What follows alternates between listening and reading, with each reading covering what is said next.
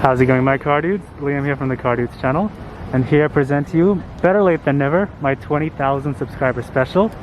Here I have a 1994 Mazda RX-7 FD. So as always, I'm going to show you guys the interior and the exterior. So as always, sit back, relax, and enjoy.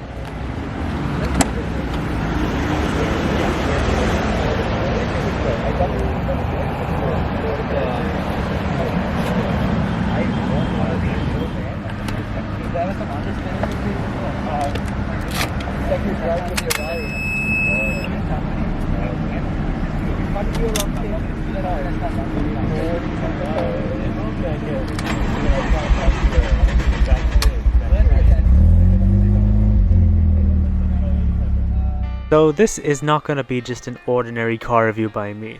I'm going to give you all the full rundown around the RX-7, the history behind it, the impact it's made on the car culture of today, and why it was so significant for the little Japanese car brand during the 1990s.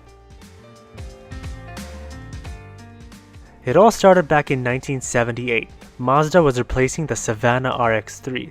It was the vision of their lead designer, Motosabu Maeda, the father of the designer of the RX-7's successor, the RX-8. Mazda at the time decided that the rotary power plants would be the heart of their sporty lineup. The only other remaining rotary powered car at the time was the Cosmo. The RX-7 had its engine mounted behind the front axle for weight distribution and was also lighter than its competitors. And the rest, as they say, is history. From 1978 to 2002, over 800,000 RX-7s were produced. During that time period, they spanned 3 generations, the FB, FC, and FD. Mazda's chief designer for the FC, Akio Uchiyama, took inspiration from the Porsche 924 of the time due to this generation being designed primarily for the US market where most were sold. The FC also included improved handling characteristics compared to the FB, with independent rear suspension and disc brakes. The final generation of the RX-7 was really Mazda's swan song. 1991 was the year that Mazda would either go big or go home, and go big they did. The RX-7 was now a full-on luxury sports car, competing with cars like the Porsche 993 911. Mazda really wanted to showcase what they could do, and so of course they went all out. In 1992, Mazda released the world's first sequential twin turbocharging system, which could maintain 10 psi from 4000 rpm until redline.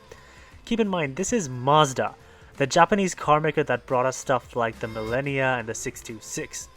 The FD was the least produced generation of RX-7. 471,000 FBs were produced, 272,000 FCs were produced, but only 68,000 FDs left the factory. And trust me, these are rare cars. To put into perspective how rare FDs are, from 1992 to 1995, only 210 FDs were officially sold in the UK. 210 in 3 years. So this, along with the FD being the least produced RX-7, both contribute to its rarity and its cult following. Looks, of course, are subjective, but you cannot deny that the RX-7 is a car that will turn heads. It just will. And of course, with that, it will attract attention. This, along with its appearances in movies like The Fast and the Furious, give the RX-7 proper street cred. You see one of these coming down the road and you are witnessing one serious automobile. So to sum up, the RX-7 really is an important car. For Mazda, for car nerds, for anyone who has the privilege of even witnessing this in the flesh. 30 years later, it really is mesmerizing that Mazda, this Japanese little car maker that made some really shoulder-sagging cars, went on to create not the little sports car that could, but the little sports car that has.